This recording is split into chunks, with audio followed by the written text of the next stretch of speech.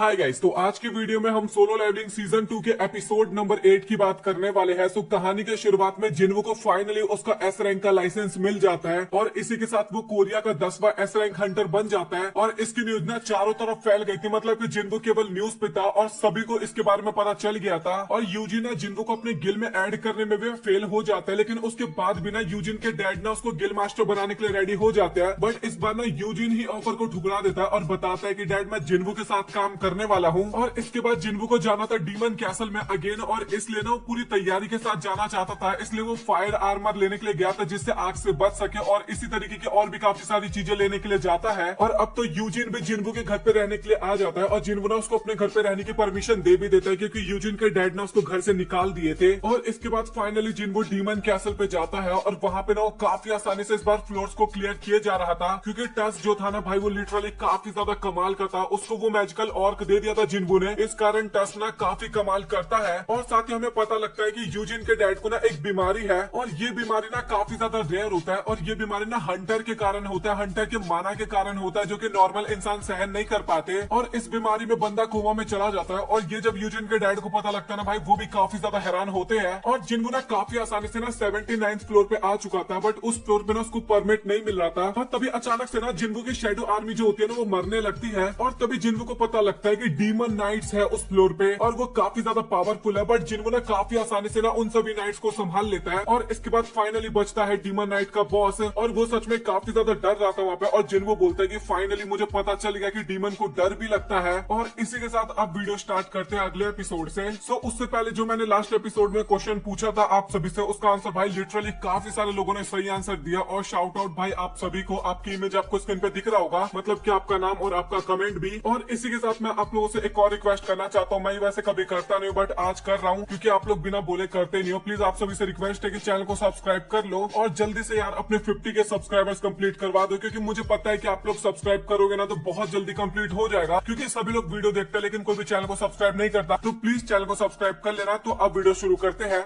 जिन्वो 19 floor पे आ चुका था और यहाँ की मॉन्स्टर ना पहले की तुलना में ना अब काफी ज्यादा पावरफुल आने लगे थे। जिन्वो ने अपने स्टैट्स को बढ़ा लिए थे, उसके बाद भी ना उसका माना ना काफी स्पीड में खत्म हो रहा था और जिन्वो का ना 90 लेवल भी हो जाता है इसके बाद। और इसके बाद फाइनली जिन्वो ना 97th फ्लोर पे पहुंच जाता है और जिन्वो की पावर्स देखने के बाद ना एजल काफी ज्यादा हैरान होती है। और एजल वहाँ पे पूछती है कि जिन्वो सर क्या सारे इंसान आप जैसे ही ताकतवर होते हैं? और जिन्वो बोलता है कि मुझे सबका तो नहीं पता बट मेरी तरह 2 इंसान को मैं जानता हूँ। और वो ना चेयरमैन और चा के बारे में सोच रहा था क्योंकि जिन्वो ने जब उनका ऑरा सेंस किया था ना तो उसको पता चल चुका है कि वो ना नॉर्मल एस रैंक के मुकाबले ना काफी ज्यादा पावरफुल है। चॉय है ना जो हंटर गिल का लीडर है, चा ना उससे भी ज्यादा पावरफुल एक तरह से देखा जाए तो। और जिन्वो सोचता है कि एस रैंक हंटर बिना ज्यादा पावरफुल कम पावरफुल होते हैं क्योंकि एस रैंक हंटर का माना नापा नहीं जा सकता, इस कारण सभी एस रैंक कहलाते हैं। और जिन्वो सोच रहा था कि जब वो लास्ट टाइम चेयरमैन से मिला था ना तो वो उसके बराबर था लगभग, बट अभी ना वो उससे पावरफुल हो गया होगा। और तभी जिन्वो बोलता है कि अगर तुम्हें नीचे जाना है तो तुम जा सकती हो। और तभी एजल बोलते हैं कि जिन्वो सर इसका मतलब मैं आपके किसी भी काम की नहीं हूँ अब। और जिन्वो बोलता है कि नहीं ऐसी बात बिल्कुल भी नहीं है, तुमने मेरी काफी ज्यादा मदद की। और एजल वहाँ पे काफी ज्यादा उदास हो जाती है और इसके बाद वो बोलते हैं कि मैं आपके साथ जाना चाहती हूँ सर, और मैं देखना चाहती हूँ कि क्या आप 100 फ्लोर तक जा पाते हो या फिर नहीं। और इसके बाद वो ना एजल के साथ ना अगले फ्लोर पे जाने के लिए तैयार हो जाता है। और इसके बाद हमें इंटरनेशनल एयरपोर्ट का सीन दिखाया जाता है और वहाँ पे ना जापान का एस रैंक हंटर आया होता है अपने असिस्टेंट के साथ, और इस बंदे का नाम ना कोतो रियोची होता है। और कोतो को ना वहाँ पे थोड़ा अजीब सा लगता है, उसको लगता है कि उसके आसपास ना कोई काफी पावरफुल हंटर है, बट वो ज्यादा ध्यान नहीं देता। और हंटर एसोसिएशन से ना एक बंदा ना उनको पिक करने के लिए आता है और इसके बाद वो सभी ना कोरिया के हंटर एसोसिएशन की तरफ जाने लगते हैं। और इसके बाद कोतो और साथ ही चेयरमैन दोनों आमने सामने होते हैं और चेयरमैन को पता था कि कोतो रियोची ना काफी ज्यादा पावरफुल है, वो इतना ज्यादा कमजोर भी नहीं है। और जापान में ना टोटल 21 एस रैंक हंटर है जिनमें से 11 एस रैंक हंटर है सिर्फ एक ही गिल के अंदर है और वो गिल ना कोतो रियोची का ही है। और इसके गिल का नाम ब्लेड होता है, वैसे कुछ ज्यादा इंपॉर्टेंट तो है नहीं। जैसे कि कोरिया में 5 गिल है तो वहाँ पे बैलेंस बना हुआ है सभी गिल के अंदर, बट जापान में ऐसा नहीं है। कोतो के गिल में 11 एस रैंक हंटर है इसलिए वो डोमिनेट करता है एक तरह से जापान पे। और वो ना नंबर 2 पे आता है पूरे वर्ल्ड में सबसे पावरफुल गिल में, और नंबर 1 पे जो गिल है ना वो चाइना के अंदर है। और कोतो की जो असिस्टेंट हानिकावा होती है ना वो सीधा मुद्दे पे आती है और वो बोलते हैं कि जेजू आइलैंड में ना कोरिया के साथ है जापान, मतलब कि साथ देने वाला है। और कोतो बोलता है कि मैं ज्यादा आपका टाइम वेस्ट नहीं करूंगा, मैं चाहता हूँ कि यहाँ पे एक टॉप हंटर का गिल बने। और इसके बारे में आप क्या सोचते हो? और चेयरमैन ये सुन के ना काफी ज्यादा हैरान हो जाता है और बोलता है कि जापान के हंटर्स काफी ज्यादा पावरफुल है ये मैं मानता हूँ, लेकिन जेजू आइलैंड पे डायरेक्ट अटैक करना ये काफी ज्यादा रिस्की हो जाएगा। और कोतो बोलता है कि आपको ना इसके बारे में चिंता करने की बिल्कुल भी जरूरत नहीं है, मैंने इसके ऊपर पहले से ही प्लान बना के रखा है। और हानेकावा ना कुछ डॉक्यूमेंट्स भी वहाँ पे दिखाती है और कोतो ना वो सब कुछ एक्सप्लेन करके बताता है कि हर एक एंट मॉन्स्टर ना एक हाई लेवल के हंटर के बराबर है, बट उनकी सबसे बड़ी कमजोरी ये है कि वो ज्यादा टाइम तक नहीं जिंदा रह पाते, मतलब तो केवल 1 साल तक ही जिंदा रह पाते हैं। मतलब कि ये है कि हमने अगर क्वीन को हरा दिया तो 1 साल के अंदर सारे एंट मॉन्स्टर मारे जाएंगे। चेयरमैन बोलते कि सच बता तो तुम्हारा आइडिया तो काफी ज्यादा बढ़िया है, बट एंट मॉन्स्टर अपनी रानी को बचाने के लिए कुछ भी कर सकते हैं वहाँ पे। और कोतो बोलता है कि आपने एकदम सही बोला, बट अगर वो एंट मॉन्स्टर गुफा से बाहर निकल गए तो हमें उनको हराना ना काफी ज्यादा आसान हो जाएगा। और वो बताने लगता है कि इस तरीके का इंसिडेंट ना 2-3 बार हो रखा है। जब कोरिया के हंटर रेड पे गए थे तो एंट मॉन्स्टर बाहर आ गए थे और वो सभी हंटर सबसे लड़ने लगे थे। और ये सारी बातें सुन के ना कोरिया हंटर एसोसिएशन के ना काफी सारे मेंबर्स ना काफी हैरान हो जाते हैं। कोतो को मिला के ना 10 और एस रैंक हंटर है जो कि उनकी मदद करने के लिए ना रेड पे जाएंगे, मतलब की। और जापानीज हंटर उन सभी एंट मॉन्स्टर को डिस्ट्रैक्ट करेंगे और कोरिया के हंटर जाके क्वीन को खत्म कर देंगे। और जैसे क्वीन मारी जाएगी उसी टाइम पे हम जल्दी से सारे हंटर्स वहाँ से निकल जाएंगे हेलीकॉप्टर की मदद से। और चेयरमैन को उसका प्लान तो काफी ज्यादा बढ़िया लगता है, बट उसको समझ में नहीं आता कि आखिरकार कोतो मदद क्यों कर रहा है। और हमें पता लगता है कि कोतो को ना नेशनल लेवल हंटर का ना टाइटल चाहिए था, और अगर वो टाइटल कोतो को मिल जाता तो वो जापान के लिए एक बहुत ही बड़ी बात होती। और वैसे देखा जाए तो कोरिया के पास कोई कारण नहीं था उस ऑफर को ठुकराने का, बट चेयरमैन ना फिर भी काफी ज्यादा परेशान थे उस टाइम पे, क्योंकि कोरिया में केवल 8 एस रैंक हंटर बचे हैं अभी, जिनमें से चेयरमैन तो काफी ज्यादा बूढ़े हो गए हैं और मिन व्यू ने रिटायरमेंट ले लिया। और क्या 6 हंटर मिलकर लड़ पाएंगे? और सबसे मेन बात, क्या वो हरा भी पाएंगे एंट मॉन्स्टर को? और तभी चेयरमैन को ना जिन्वो की याद आती है, जिसने अकेले ही एक ए रैंक के डेंजर को क्लियर किया था। और अगर जिन्वो उस रेड में शामिल हो जाए तो उनके जीतने के चांस ना काफी ज्यादा बढ़ जाएंगे। और चेयरमैन ना फाइनली उस प्रपोजल को वहाँ पे हाँ बोल देते हैं। और इसके बाद हमें डीमन कैसल का सीन दिखाया जाता है, जहाँ पे जिन्वो का लेवल 93 हो गया था और वो फाइनली 100 लेवल पे पहुंच चुका था फ्लोर पे, मतलब की। और वहाँ पे उसका सामना ना बारन द डीमन किंग से होने वाला था। और हमें ना आसमान में एक ड्रैगन देखने को मिलता है और उस ड्रैगन पे ना बारन काफी बैडस तरीके से खड़ा हो रखा था। और जिन्वो ना उसका ऑरा फील कर पा रहा था और वो सोच रहा था कि सच में ये बंदा काफी ज्यादा खतरनाक है। और जिन्वो लिटरली ये सोच रहा था कि क्या मैं इसको हरा भी पाऊंगा या फिर नहीं। और एजल बिना बारन को अपने आंखों के सामने देख के ना काफी ज्यादा डर जाती है। और जिन्वो ना अभी तक केवल डीमन से लड़ता और वहाँ पे ना एक ड्रैगन को देख के ना काफी ज्यादा हैरान होता है। और वो सोच रहा था कि अगर ये ड्रैगन ना अगर डीमन नहीं बना तो मैं शायद इसकी शैडो को एक्सट्रैक्ट कर सकता हूँ। और इसके बाद बारन ना अपना स्वॉर्ड आगे की तरफ करता है और अपने स्किल्स हेल्स आर्मी को एक्टिवेट करता है। और इसके बाद तभी ना वहाँ पे काफी सारे डीमन आर्मीज आ जाते हैं और उनका लेवल है लगभग ए रैंक तो होता ही है। और ये देखे ना एजल भी काफी ज्यादा डर जाती है और डीमंस ना जल्दी से जिन्वो की तरफ आ रहे थे उसको मारने के लिए। और जिन्वो ना एजल को शांत रहने के लिए बोलता है। और जैसे ही सभी डीमंस ना जिन्वो के रेंज में आ जाते हैं तभी ना वो मोनार्च डोमेन को एक्टिवेट करता है। और इसके बाद वो अपनी शैडो आर्मी को भी बुलाता है। और शैडो आर्मी ना डीमन आर्मी को ना काफी आसानी से वहाँ पे मारते जा रही थी और वहाँ पे युद्ध तो काफी बढ़िया जा रहा था। और अभी फिलहाल तो जिन्वो के पाले में ही था मैच एक तरह से देखा जाए तो। और मेजेस ना वहाँ पे फायर अटैक भी करते हैं और वहाँ पे ना चारों तरफ केवल आग ही आग होने लगा था। मेजेस भी काफी ज्यादा पावरफुल हो गए जिन्वो के। और ये चीज देख के ना एजल भी वहाँ पे काफी ज्यादा डर जाती है। लेकिन बारन जो था ना वो काफी मजे से आराम से बैठ के ना वो सारी चीजें देख रहा था। और एजल को ना वहाँ पे ये समझ में नहीं आता कि आखिरकार वो किसके साइड है, डीमन के साइड है या फिर जिन्वो के साइड है। और ये चीज सोच के ना वो काफी ज्यादा परेशान हो रही थी। और इसके बाद तभी बारन भी वहाँ पे अपना पहला अटैक करता है और वो ना लाइटनिंग अटैक करता है। और वो ना जमीन पे जब लाइटनिंग मारता है ना तो उससे काफी सारे शैडोज आर्मी मर जाते हैं। और एजल के ऊपर वो लाइटनिंग लगने वाला था, लेकिन जिन्वो ना बचा लेता है एजल को। और जिन्वो को पता चल गया था कि ये अटैक कोई नॉर्मल नहीं था, अगर ये जिन्वो को लग जाता ना तो उसकी सारी शैडो आर्मी एक ही मिनट में गायब हो जाती। और इसके बाद जिन्वो ना ड्रैगन के ऊपर अटैक करने की सोचता है ताकि वो बारन को नीचे ला सके। और जिन्वो वहाँ पे कुछ कर पाता, लेकिन उससे पहले ही डीमन उसको रोक लेता है और उसको काफी तगड़ा वाला एक शॉट मारते हैं। और जिन्वो ना काफी ज्यादा दूर जाके गिरता है। और इसके बाद बारन ना अगेन वहाँ पे लाइटनिंग अटैक करता है और वो जिन्वो के ऊपर गिरता। उससे पहले ना जिन्वो वहाँ पे बच जाता है उस अटैक से। लेकिन इसके बाद डीमन किंग ना बार बार जिन्वो के ऊपर ना थंडर अटैक करने लगते हैं और जिन्वो ना बस अटैक को डॉज किए जा रहा था। और तभी अचानक से ना एक काफी तगड़ा वाला फ्लेम थ्रोर आता है और वो ना लाइटनिंग अटैक को रोक लेता है। और ये अटैक करने वाला और कोई नहीं टास्क होता है। और टास्क बिना वहाँ पे अपनी पूरी जान लगा देता है। और दोनों का टक्कर ना काफी ज्यादा बराबर चल रहा था। और तभी टास्क ना थोड़ा दिमाग लगाता और वो ना अपना अटैक सीधा ड्रैगन के ऊपर कर देता है। और जिन्वो भी सोच रहा था कि चलो अच्छा है मैंने टास्क को मैजिकल स्टोन दिया था, नहीं तो इससे बचना अभी काफी ज्यादा मुश्किल हो सकता था। और इसके बाद ड्रैगन ना जमीन पे नीचे गिर जाता है। भाई उसका खेल खत्म होने वाला था एक तरह से। और जिन्वो के पास भी मौका आ गया था फेस टू फेस लड़ने का इसके बाद। और जिन्वो बोलता है कि चल फाइनली यार तू नीचे तो आया। ऊपर देखते देखते ना मेरे गर्दन में भी दर्द होने लगा था। और बारन जो था ना वो भी उस टाइम पे काफी ज्यादा बैडेस्ट लग रहा था, ये तो बोलूंगा मैं।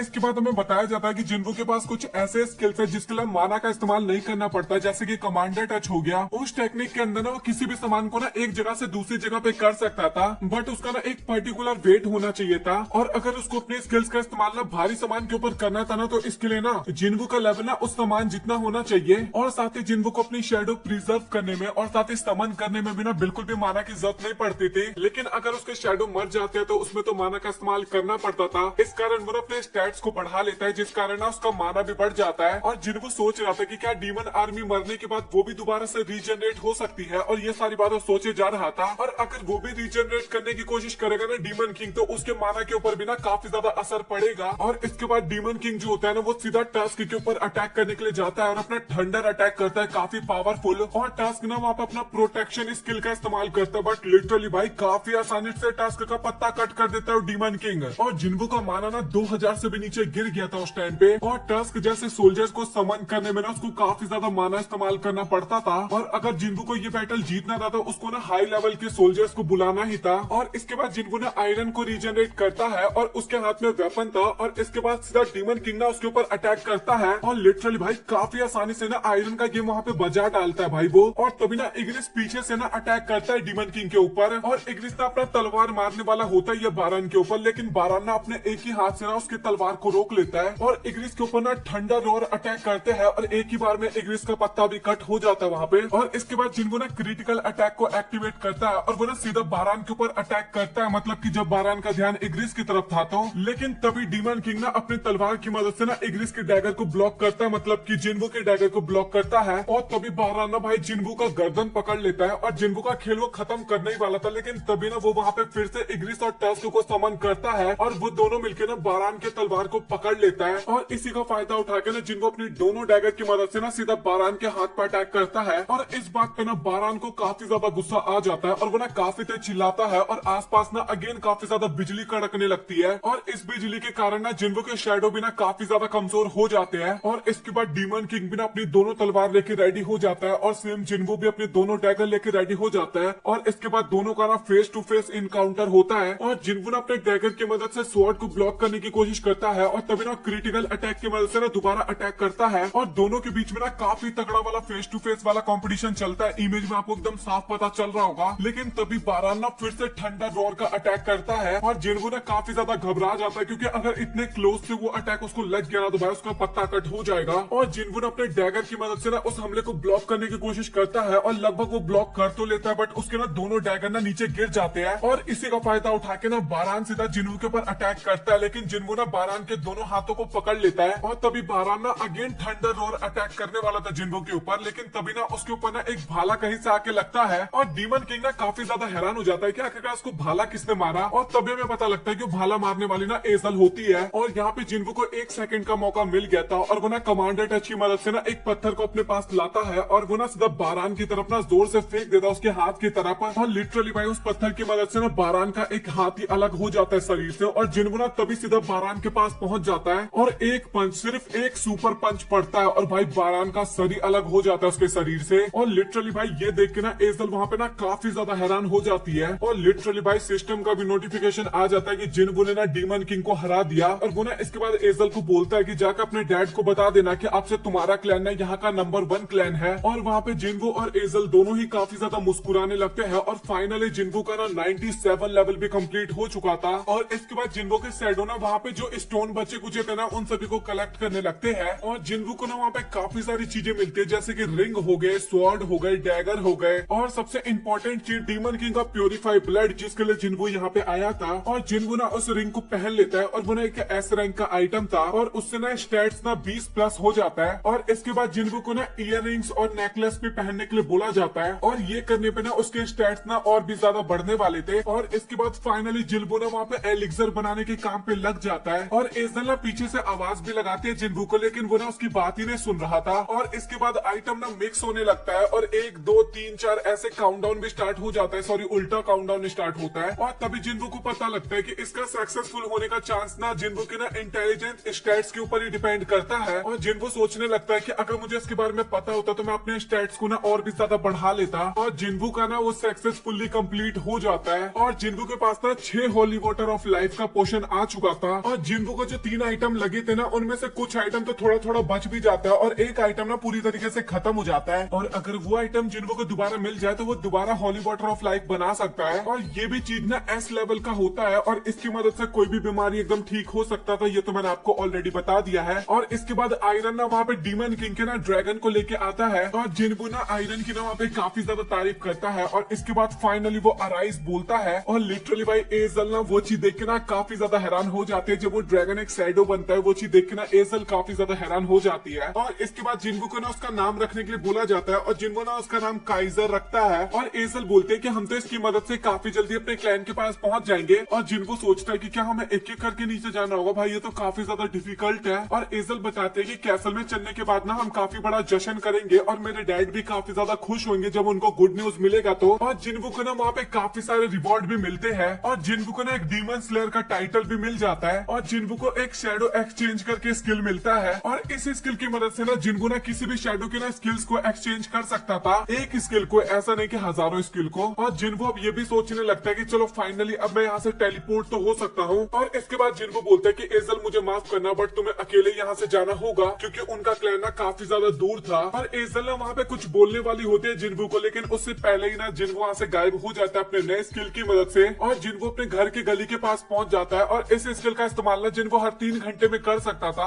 और इसके बाद हमें कोरिया हंटर एसोसिएशन का सीन दिखाया जाता है जहाँ पे ना जापान के द्वारा कुछ भेजी गई वीडियो ना चिंचू ना प्रेसिडेंट को दिखा रहे थे, मतलब चेयरमैन को दिखा रहे थे। और ये वीडियो ना और भी कुछ वीडियोस थी जहाँ पे हंटरों को मारा जा रहा था चींटियों द्वारा और चींटियों की संख्या ना काफी ज्यादा बढ़ते जा रही थी और ये सच में काफी बड़ी प्रॉब्लम की बात है। और तभी चेयरमैन बोलते हैं कि एंट मॉन्स्टर को ये पता चल जाए कि उनकी रानी मुसीबत में है तो फिर क्या होगा। और चिंचुल बताता है कि एंट ना एक दूसरे से कांटेक्ट कर सकते हैं, इसलिए ना जापान ना एक जामिंग सिस्टम भेजेंगे जिस कारण ना वो सारी चींटियां कंफ्यूज हो जाए। और तभी चेयरमैन बोलता है कि इसका मतलब केवल हमें उनके गार्ड्स के बारे में ही चिंता करना होगा, मतलब कि रानी के गार्ड्स के बारे में। और चेयरमैन ना और भी कुछ बता रहे होते हैं लेकिन तभी ना उनको एक काफी खतरनाक सा ऑरा सेंस होता है और तभी वो बोलते हैं कि क्या तुम हंटर जिन्वो से मिले हो। और चिंचुल बताता भी है कि जिन्वो का भी अभी कोई पता नहीं चला हमें। और इसके बाद हमें एक टेंट का सीन दिखाया जाता है जहाँ पे बाक्यूनो और उसके साथ एक और बंदा दिखाई देता है और उनको भी ना काफी पावरफुल ऑरा महसूस होता है। और बाक्यूनो सोचता है कि आखिरकार वो क्या है और दूसरा बंदा सोच रहा होता है कि चॉय और चा के बीच में थोड़ी बहस होने लगी होगी। और तभी हमें पता लगता है कि बाक्यूनो के साथ जो वहाँ पे बैठा था वो एस रैंक का हीलर मिंग बिम था। और मिंग बिम बोलता है कि भाई इतना ज्यादा भी मत सोचा कर, ऐसा रहा तो काफी जल्दी बुढ़ा हो जाएगा तू। और वो बोलता है कि क्या मैं तुझे एक जोक सुनाऊं, और बाक्यूनो बोलता है कि भाई तू अपने बकवास जोक मुझे बिल्कुल भी मत सुना। और हमें पता लगता है कि मिन बिम ना एक इकलौता ऐसा हंटर है ना जो कि अभी एकदम फिट है, मतलब कि एकदम प्रॉपर हंटर है, लेकिन उसके बाद भी उसने काफी जल्दी रिटायरमेंट ले लिया था। वो चाहता तो काफी ज्यादा रिच हंटर बन सकता था क्योंकि वो एस रैंक का था, लेकिन उसके बाद भी उसने काफी जल्दी रिटायरमेंट ले लिया। बट उसके बाद भी इस बंदे के साथ ना ज्यादा अच्छा नहीं होगा, आगे जाके ना इसके साथ काफी बुरा होता है यार। सच बताओ तो मुझे इस बंदे के लिए बुरा लगता है आगे जाके। और मिन विम बोलता है कि भाई तू सच में इस रेड पे जाना चाहता है, और बाक्यूनो वहाँ पे हाँ बोलता है। और मिन बोलता है कि तुझे पता है ना कि आखिरकार लास्ट टाइम क्या हुआ था वहाँ पे। और बाक्यूनो बोलता है कि यही तो एक बड़ा रीजन है ताकि आगे के लोगों को ना ज्यादा मुसीबत ना उठाना पड़े, और वैसे भी मुझे कुछ ना कुछ तो करना ही होगा, तो सोच रहा हूँ एक अच्छा काम ही कर लिया जाए। और मिम बोलता है कि अच्छा तुझे जो भी करना है तू कर ले, बट अगर तू मुझे अपनी टीम में लेने के लिए आया ना तो भाई तू भूल जा। और बाक बोलता है कि भाई मुझे नहीं पता कि मैं वहाँ से वापस आ भी पाऊंगा या फिर नहीं, तो मैंने सोचा कि आखिरी बार तुझे गुड बाय बोल दूं एक बार। और ये सुनकर ना मिन भी काफी ज्यादा हैरान हो जाता है और तभी बताता है कि मैं ना टीचर के एग्जाम की तैयारी कर रहा हूँ और मैं ना एक नॉर्मल सी लाइफ जीना चाहता हूँ। और वो बताता है कि उसको ना यूजिन गिल से ना काफी बढ़िया वाला ऑफर भी मिला था, गिल का लीडर बनने के लिए बोला गया था और साथ ही काफी सारे कमाल के ऑफर थे, लेकिन उसके बाद भी उसने ऑफर को मना कर दिया। और उस टाइम पे उसके हाथ पैर कपकपा रहे थे। और वो बताता है कि मैं मारने और मरने के गेम से ना काफी पहले रिटायर हो चुका हूँ, और तुझे तो पता ही है कि मुझे स्टोरी काफी ज्यादा पसंद है, तो मैं सोच रहा हूँ उसी का टीचर बन जाऊं। और बाक मुस्कुराता है और सोचता है कि इसको एक नॉर्मल लाइफ कहते हैं, बट हंटर एक नॉर्मल लाइफ जीने के लिए बिल्कुल भी नहीं बने हैं।